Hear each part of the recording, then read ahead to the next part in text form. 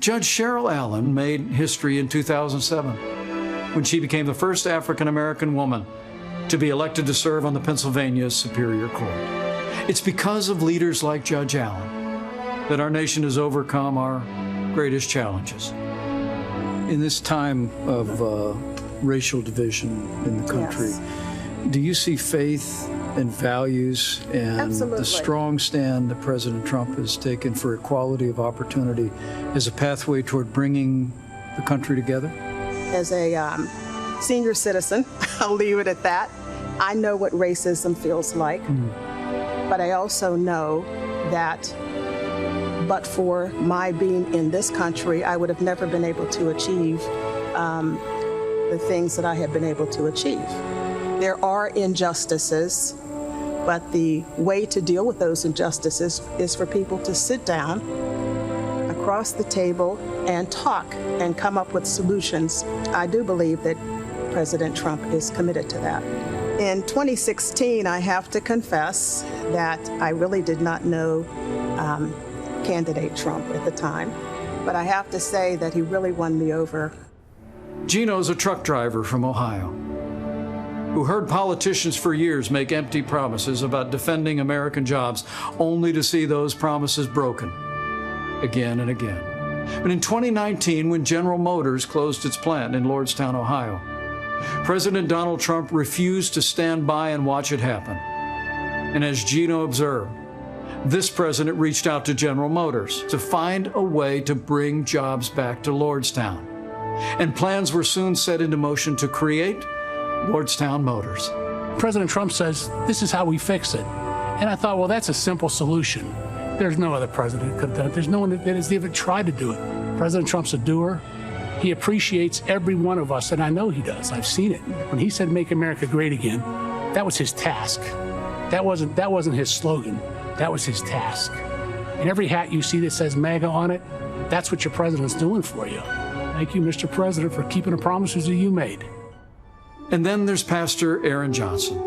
Today, he's the executive director of the Tulsa Dream Center, a nonprofit that provides education and medical services and food to those in need. AJ, you've got a great personal story.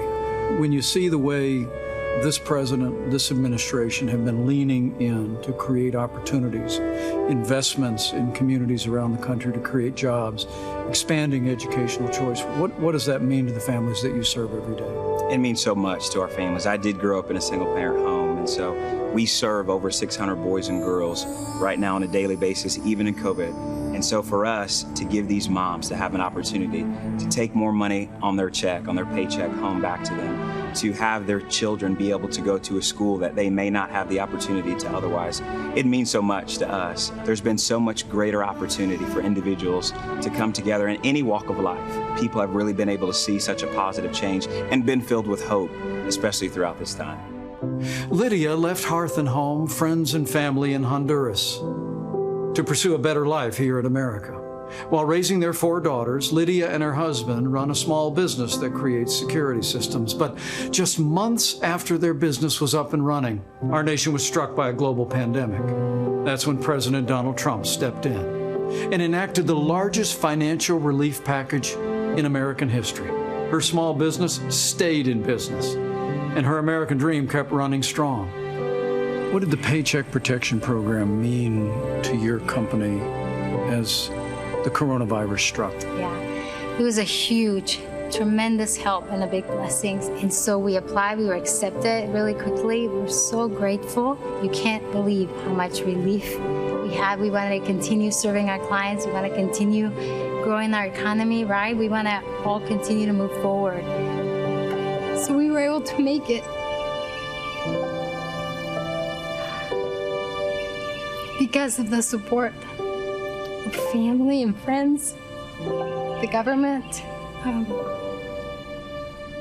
I tell my children, they are born here in the U.S. And I tell them, you are so blessed to live in America.